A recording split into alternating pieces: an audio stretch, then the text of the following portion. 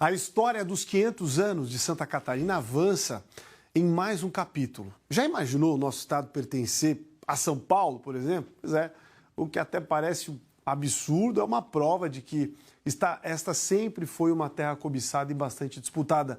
Cada contorno do nosso estado foi fixado por guerras, em disputas políticas e até uma batalha no campo da justiça. Olha só.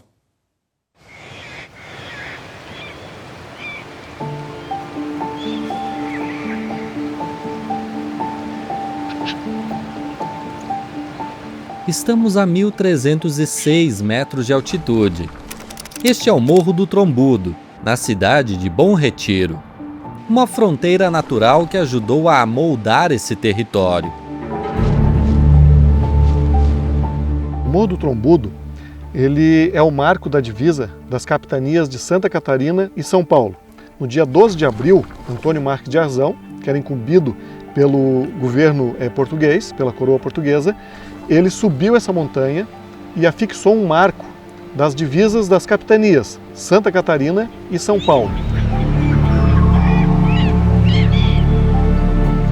E para entender por que um homem sobe uma montanha só para fincar uma estaca, a gente precisa voltar um pouco no tempo, porque poucos anos antes desse marco, essa terra era tão cobiçada que nem a própria capital estava segura.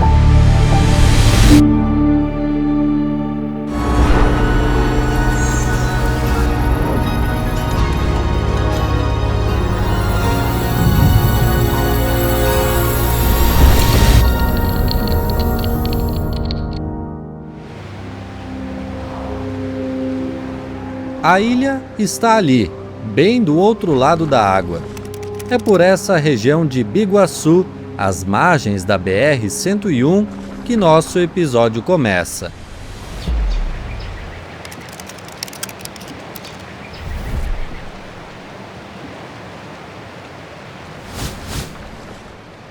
Em 1777, uma esquadra espanhola apareceu no horizonte e tomou a ilha de Santa Catarina dos portugueses. Desterro caiu. E o governo fez a única coisa que podia. Fugiu, atravessou o canal e veio parar bem aqui, em São Miguel da Terra Firme, do lado continental. E por um tempo foi daqui que se governou Santa Catarina. A ocupação espanhola durou poucos meses e a ilha voltou para Portugal. Mas o recado ficou gravado. Aqui, nem a sede do poder estava garantida. Esta era uma terra cobiçada, instável e que ainda precisava de nome, de governo e de fronteira. Este prédio é a testemunha mais antiga do poder em Santa Catarina e ele nasce de uma decisão de gabinete. Com a Espanha apertando o cerco lá no sul, Portugal tomou uma medida administrativa e militar ao mesmo tempo. Arrancou esse território de São Paulo e criou aqui um governo só seu. Em 11 de agosto de 1738, uma carta régia separou esta terra de São Paulo. E em 7 de março de 1739, tomou posse o primeiro governador, o brigadeiro José da Silva Paz. Ele encheria a ilha de fortalezas. Mas essa já é outra história. A pergunta que interessa aqui é outra. Que tipo de governo nascia naquele 1739? Então dá para dizer que a origem desse período Silva Paz, ela é militar, de fronteira de guerra. Sim. Era um engenheiro militar, o trabalho dele era construir fortificações.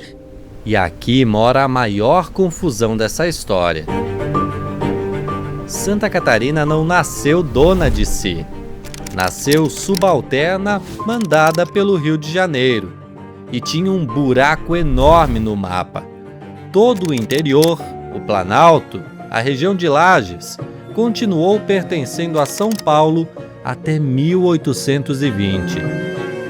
Quando Lages é anexada a Santa Catarina, passa para a província de Santa Catarina. Então quase dobra o tamanho de Santa Catarina com as terras de Lages e seu termo. E agora aquele marco lá do alto faz sentido. Lembra do Arzão, no Morro do Trombudo? Pois é, quando ele cravou aquela estaca em 1791, estava a serviço da capitania de São Paulo, marcando onde São Paulo terminava e Santa Catarina começava. Aquele pedaço de madeira no alto da montanha era, no fundo, a fronteira entre dois mundos.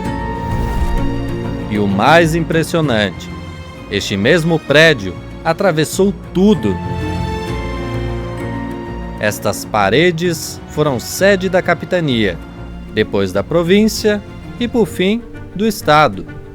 3 regimes diferentes, um endereço só.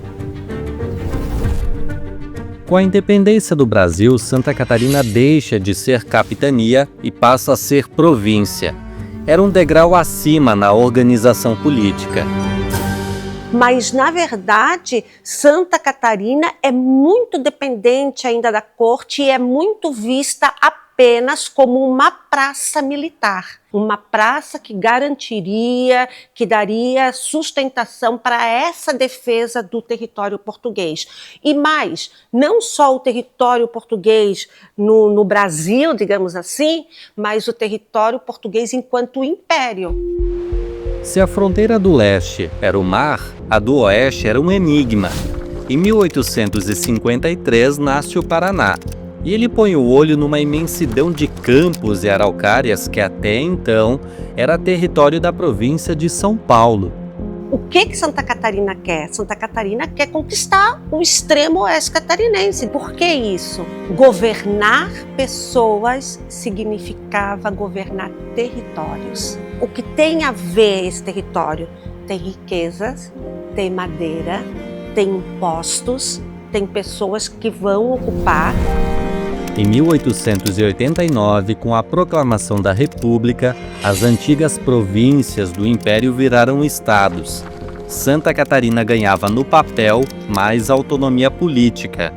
Mas a República começou longe da paz. Poucos anos depois, uma guerra civil explodiu no Rio Grande do Sul e avançou pelo sul do Brasil. Era a Revolução Federalista. E Santa Catarina entrou no centro do conflito. Tá vendo esse detalhe aqui no mármore, quase imperceptível? São marcas de bala, de tiro. Em 1893, rebeldes atacaram esse palácio para derrubar o governo. Enquanto isso, do outro lado da Bahia, a fortaleza de Anhatomirim foi usada contra os próprios catarinenses. Prisioneiros políticos fuzilados em julgamentos de minutos. Quantos morreram? Nem isso se sabe ao certo. Alguns falam em dezenas, outros em centenas. E foi nesse clima que a capital perdeu até o nome. Desterro deu lugar a Florianópolis.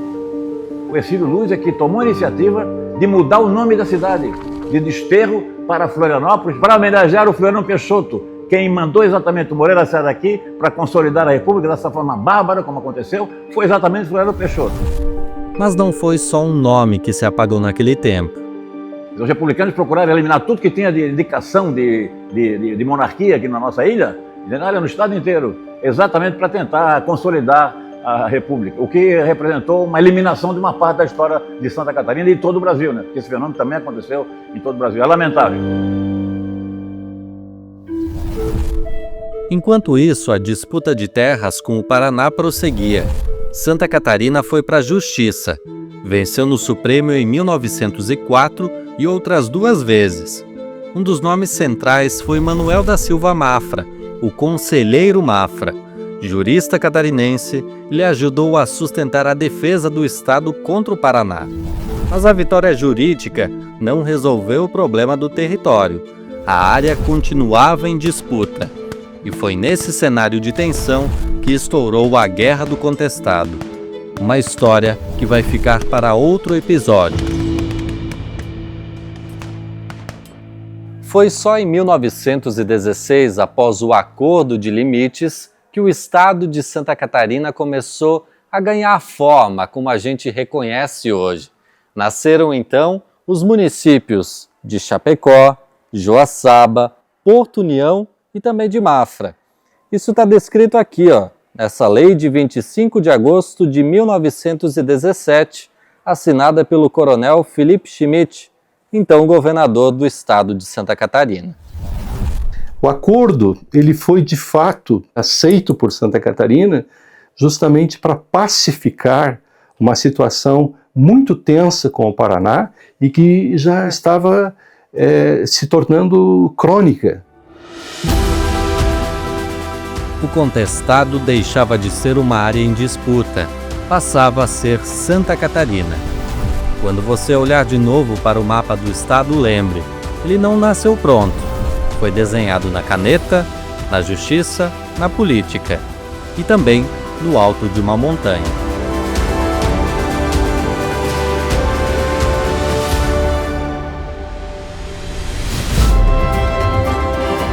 No próximo episódio, o litoral é apenas uma das raízes. Serra acima, outra Santa Catarina já se formava, feita de gado, de tropas e de pedra.